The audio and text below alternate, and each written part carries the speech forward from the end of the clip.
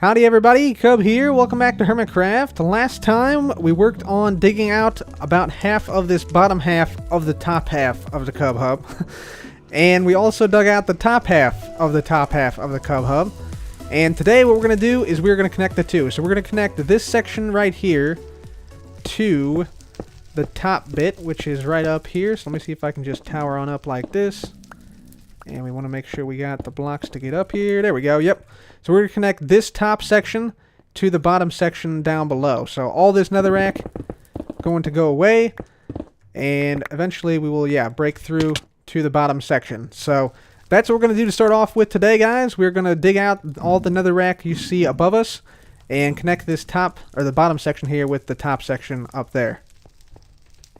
Alright guys, so as I'm digging out this Nether Hub, I'm going to answer a couple of questions I received on Twitter the other day. And these questions were submitted by viewers who wanted to see me answer them. So I'll try to answer as many as I can, but time is limited, so let's begin. First question comes from Good Times with Scar. He says, you have a spacecraft that will take you to any one planet in the solar system. Which one would you choose? I would choose to go to Mars because the potential for discovering ancient life or potentially modern life on the surface of Mars in some way, shape, or form would be one of the biggest discoveries of all time, and making that discovery would trump any other trip to any other system, any other planet. So I would go to Mars. Next question comes from Cass. One thing you would like to add to Minecraft and one thing you think could be removed. One thing I'd like to add is the ability to put record discs into jukeboxes via hoppers. And one thing to be removed, I'm hesitant to say anything, but I would remove probably potion-tipped arrows and replace those with a slingshot that you could find in dungeon chests that could fire potions the same distance and same trajectory as ender pearls and snowballs. Next question is from SWB Plays. Do you have any plans to start your survival Let's Play again? Right now it's on hiatus because of time constraints.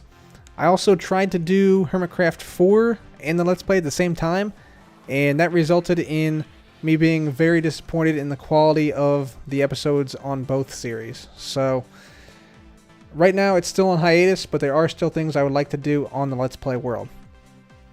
Next question from Sassy Rogue. If you could visit anywhere in the world you haven't been yet, where would you go? I would go to Egypt to see the pyramids. So this will be the end of the Q&A for today, guys, but I want to thank all of you who left your responses on Twitter, and I will try to get to some of those in future episodes if you guys would like. So until then, guys, let's go ahead and get back to the episode.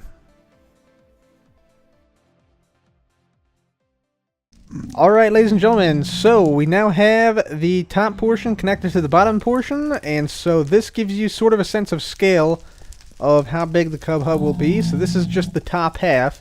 In fact, the top half is going to be even bigger than what you see here, as basically around the edges we'll have the roof at this height, but then in the center we want to have some type of like dome structures. So it's actually going to be a little bit higher in the center than what you see here, but yeah, this sort of gives you a sense of scale of how big we're going with this thing, and it's looking pretty impressive right now. And we'll try to get a little bit done, like I said, every episode, but yeah, I think that is enough digging for me today. By the way, just so you guys know, as tall as this goes up, like this goes up 20-some blocks, as tall as this goes up, it's going to have to go downwards at least twice as much as this does. So that gives you a sense of the digging involved in this project. So we're not even a third of the way there yet. So yeah, still a lot to do. Still a lot to do. Might use TNT, might not, but we'll just have to see. But anyways, I think this is a good portion of the Cub Hub dug out for now. So let's go ahead and go back to the overworld and see what else we'll do this episode. So ladies and gentlemen, welcome back to the underground base at the Mushroom Island. And what I'm thinking for the rest of the episode, guys, I think I want to make some things that improve our base. Now, there's a couple reasons for this. Number one, we have run out of storage, believe it or not. Amazingly, we already have almost 200... Actually, no, we have well over 200,000 items if you include this sand. And so we need to add individual storage systems for the items we have the most of, namely netherrack and sand. And probably also we want to add a few more. Maybe I think dirt takes up a lot in here as well. Yeah, quite a bit of dirt as well. And also cobblestone, which I have a lot of. So we want to make, yeah, individual shulker box storage systems for those things. And so we need more room for that. We also need more room for the mob heads because we're actually almost out of room to put down additional mob heads. So we want to expand to get more room for those. We also want to bring back, as I promised at the end of Season 4, a couple of kind of unique builds that I created in Season 4. So we're going to bring back a few of those. And I think the way we're going to expand the base, I think what I want to do... So I like this sort of pyramid shape here. I think it could be kind of cool if we had these furnaces here taken out. We put like a hallway here, continuing with this grass pattern, and the pumpkins lining the area here. So we take these furnaces out. We expand the smelter here quite significantly, so we can smelt like, let's say, like a stack of furnaces at one time. And then we make like a hallway down here, which will lead to Jarvis, which will lead to a player launcher, which will lead to the storage for the individual items like the netherrack and the sand and other things like that. So I think that might be what we do right now. Alright, so let's go ahead and tear this stuff out here. So we should have a bunch of rails and things back here that will need to be removed. And of course we have a lot of blaze rods and other fuel in these hoppers and things that also will need to be taken out, as well as some mushrooms. So we'll just take everything out of here and take all this stuff down. So I'll just go ahead and break all this, just like this. And I think we're going to go ahead and expand this back about 30 blocks or so, maybe 20. We'll see, but quite a distance. So yeah, I'm just going to go ahead and break all this, pick up all the items, and dig out a big area here. Alright, ladies and gentlemen, so we dug out a small area here. A slight problem, though, that we've encountered is that if we continue the base out in this direction, we're going to run into the reject villager line. So, if you guys remember a while back, we built this line to get rid of unwanted villagers from the trading hall. So they come down here in a minecart, they get ejected right here on this activator rail, hit this tripwire, and then fall to their demise right down there. And so, we're going to have to deal with this, because this actually takes all the minecarts back to the villager breeding cell area over there. So let me just show you real quick. Right over here somewhere. Hopefully this lands in the right spot. Yeah, right here. So yeah, it deposits all the minecarts back into the appropriate chest, where we can call them again from the trading hall over there. So we want to keep that intact. So what we'll have to do, I think, is we'll have to take down this rail line even further. So we'll have to make it go downwards even more right here. And that way it can pass underneath the whole base. And I also think I want to lower this down as well. So we'll have to lower this way down. And that will give us room to work not only like further on in this area, but also back in this area here too. So yeah, we're going to have to move this rail line. So I'm going to go ahead and do that right now. Just lower this all the way down as low as I can get it so that it doesn't interfere with our base. So guys, I was digging this thing out, going to move the rail line down, when I realized that there is also the call line for the villagers to call them from the trading hall, which also runs down here to the dispenser over there that dispenses the minecarts to pick up the villagers and take them to the trading hall. So we're going to have to move that as well. So we have to move both the rail line and the redstone bit underneath. So it'll be a little bit more challenging than I thought, but hopefully we'll be able to handle it. Okay guys, so we went ahead and lowered the rail line down quite significantly. So instead of having it come like right here, we lowered it all the way down to, I think, level 38 down here. So yeah, we have it do that. We also made it go underneath the trading hall, and then it sort of doubles back on itself as it goes up. So that should keep it out of the way of the base and any redstone stuff we put in there for the foreseeable future. And we also did the same thing for the redstone line. So if we come over here, here's the redstone line just going down underneath of the rail line. So that is all complete now. And so now we should be able to get back up here and continue to build our base across like this. So let me just do that, and there we go. Perfect. Alright, so I think I'll go ahead and fill this in, And then we'll continue to dig our base out this way.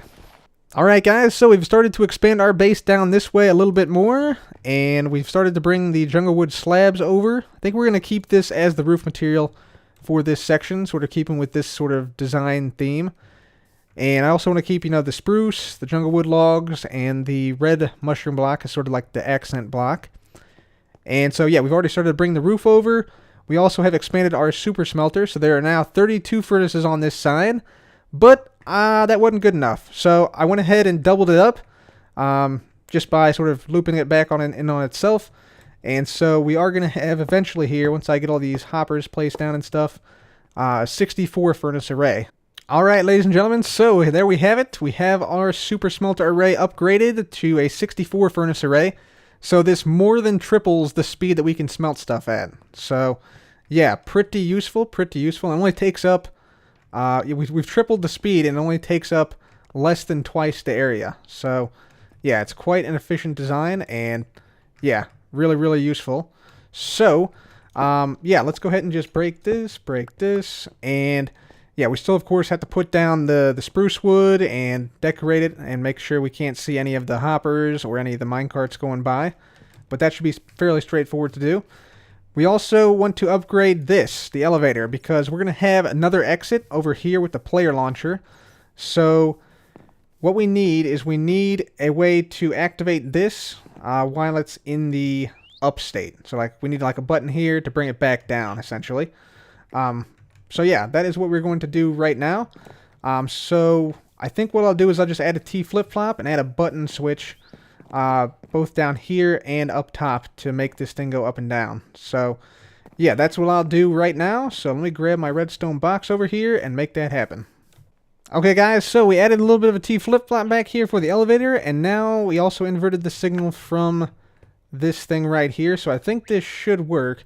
Also, I forgot that the lights here actually go on and off based upon the signal from this. So yeah, whenever the elevator is closed, the lights are off. Whenever it's open, the lights are on. So I forgot I actually added that feature, so that was kind of cool to see. So let me just go ahead and put this down here. We'll just replace all this stuff, and we'll put that there, and then this right there. And then, let's see, we also want to put our button right there. So now, we hit the button, it comes open. We got one more note block to put back. There we go. Press it again, goes up, and press it again, comes down. Same thing with this. Hit this button, we go up.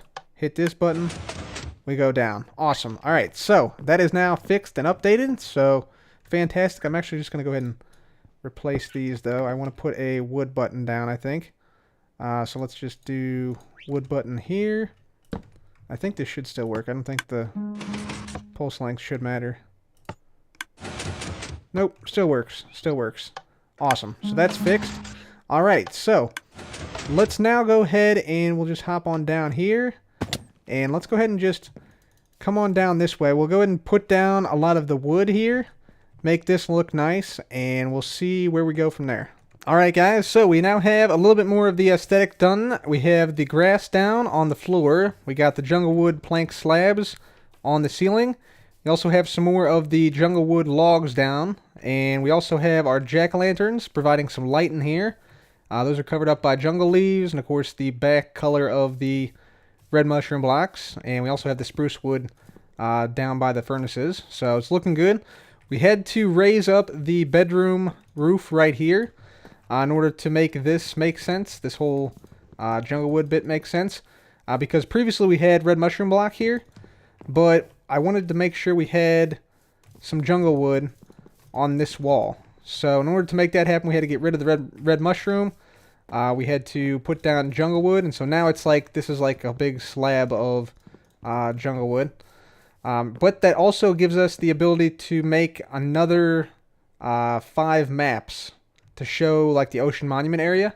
And so I have all the maps in here right now, but very shortly we'll be able to not only have the Mushroom Island show, but also the ocean monument as well. So that should be pretty cool. And then like I said, on this side I think we'll have another map right here that will be sort of showing a zoomed out view of the whole region. So Yeah, still working on this aesthetically here, and I think I want to have, yeah, I think I want to have this taken out here. I think right here we want to have some jungle wood logs facing this way. Just like this, yeah. That'll sort of keep up the aesthetic of the area. So yeah, still a little bit to do here, but yeah, we're making some progress, and it's starting to look better. Okay, guys, so here we have it. Here is the hallway here that we're going with, and yeah, I'm liking it. I'm liking the design. I want to show you real quick here, we have this area, this map here, showing the Ocean Monument now, or part of the Ocean Monument now, along with the rail line out to the Elder Guardian Island. So, yeah, that's that. And on this side, this map here, I'm sort of debating what I want to do. So, I was thinking maybe we could go with a huge zoomed out map, like this. This is not actually the maximum zoom. This is like 1/8 zoom. The maximum is 16, like 1 to 16. So we could make it even more zoomed out than that. But you can see the world border is actually already on this map. So the world border actually is right where my cursor is, right there. And everything above that we can't fill out on the map. But we could either do like a maximum zoomed out map and try and fill in like everybody's base. Like NHO would be over here. I'd be up here in this corner. Spawn would probably be like here or so. And so False and Asuma would be here. Like Tango would be down here. Basically, we would just project this map onto where you see it right now on your screen. That would be where, yeah, these item frames are. I could also maybe do something like put a map, a fairly zoomed out map in everybody's base, and then have them update it.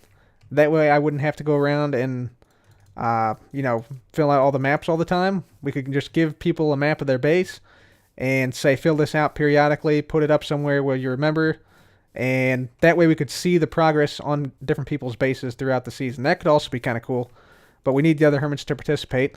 Anyway, let me know what you guys think about any of those ideas. Let's see. Here we got the super smelter, obviously. On top, we got all the cocoa beans, of course. And so we'll do the same pattern we're doing over here with the alternating heads. By the way, I know some people said that I'm going to run out of room for especially the sheep heads. The sheep heads are actually going to go right here. There's actually 16 spots right here where all these cocoa beans are. So eventually all these will be sheep heads. So that is what is going to go right there. Yeah, so that's where our sheep heads will go. But we still have like another 20 plus heads. So those will go along here in this room. So that should work well for this. Here, I think, is where we're going to put Jarvis. So I got my beacon down already. And yeah, it's on the anvil and everything. And I think, hopefully we have enough room here. Like, we'll have to dig out a bigger area behind here. But I'm hoping we don't have to move this line of leaves in. If we do, it's not a big deal, but I'd like to keep it at 3 blocks wide. Although this is also 2 blocks wide, so maybe we will bring it in anyway. Yeah, we probably will have to bring it in anyway, so we'll probably move this over here. Back here, I made just like a basic wall design here. This is just the back half of the super smelter. And I don't really anticipate, you know... Yeah, I don't really anticipate coming back here that often. But I want to be able to just in case. And yeah, in case something like that happens where there's dirt in there for some reason. And in this one too. Okay. Oh, and in this one too. Is there dirt in all? Oh, this is from when I dug out the dirt above these hoppers. That's what's going on. Yeah, so we just want to make sure there's no dirt in any of these. So, yeah, make sure there's nothing in there. Probably be best if we just ran this just to make sure all these work and make sure there's no dirt clogging up any of these. See, it's looking like the fuel is being distributed well, so that's good. So yeah, we should probably test this out. And okay, I think that's the last one, probably. Hopefully. Yep, that's it. Okay, cool. So, yeah. Then I think here will be the player launcher. So this will be the alternate way out, the quick way out if we want to like launch ourselves into the air and then fly away. So I'm going to use the same player launcher I used in Season 4, which launches you 50 blocks or so into the air. Here we have, and probably we'll have a space for another room depending on how big the player launcher ends up being.